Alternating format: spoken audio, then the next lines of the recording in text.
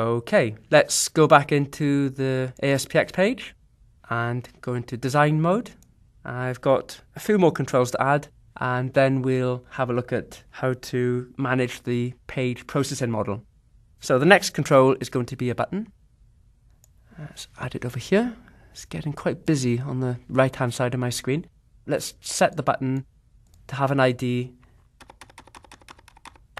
this year button, and we'll set the text to be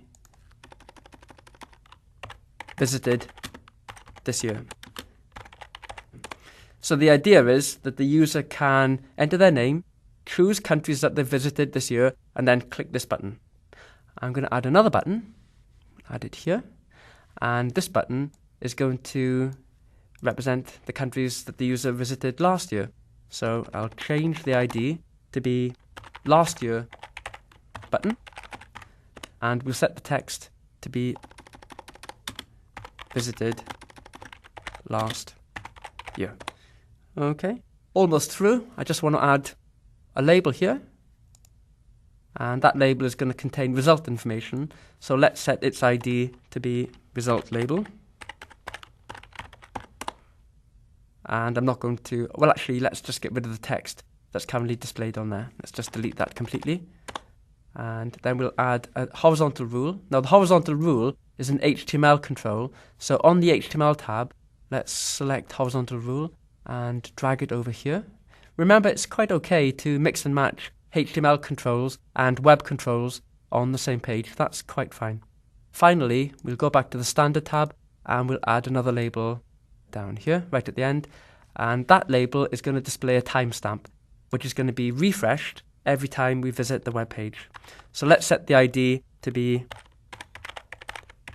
timestamp label, and let's set the text property to be empty at the moment. Okay, right, now let's think about, well, first of all, let's go back to the source view and just put some line breaks in here to make it all a little bit easier to read.